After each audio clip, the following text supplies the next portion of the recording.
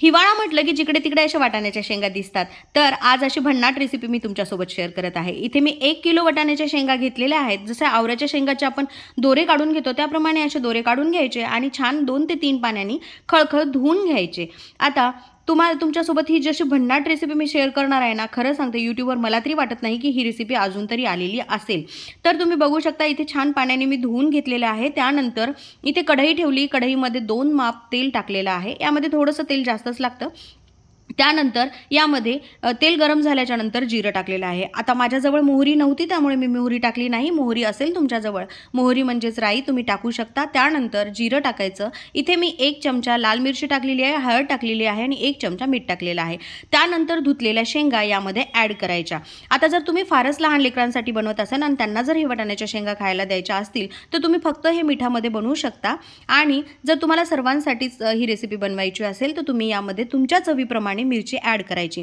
आता 1 किलो शेंगा मी यामध्ये टाकलेल्या आहेत. छान परतून घेते कारण की त्याला सगळ्या शेंगाला लाल मिरची, हळद आणि मीठ लागलं पाहिजे. आता मी सगळीकडून परतून घेतल्याच्या नंतर तुम्ही बघू शकता की अशा शेंगा हे करायच्या कारण याचे सालसुद्धा फेकून देण्यात जाणार नाही आहेत आणि वाटाणे तर आपण खाणारच आहोत. आता मला यामध्ये थोडंसं मीठ कमी वाटलं त्यामुळे मी यावर मीठ टाकत आहे आणि तुम्ही तुमच्या आवडीप्रमाणे यामध्ये ॲड करू शकता. छान परत एकदा मी परतून घेतलं आणि एक मोठं झाकण मी यावर झाकून ठेवलं. झाकून ठेवल्याच्या नंतर परत एकदा मी काढलं आणि त्याला जसं आपण हिरव्या भाज्या आपण परतून घेतो भाज्यांना त्याप्रमाणे अधूनमधून ह्या शेंगा परतून घ्यायच्या. जवळपास 7 ते 8 मिनटं लागतात हे शेंगा होण्यासाठी. असं अधूनमधून परतून घ्यायचं, चेक करायचं म्हणजे जेणेकरून शेंगा ज्या आहेत त्या करपल्या नाही पाहिजे. आणि थोडंसं तेल आपण जास्त टाकलेलं असल्यामुळे ह्याला काही बुडे लागत नाही म्हणजे करपत नाही, पण अधूनमधून परतून घ्यायचं.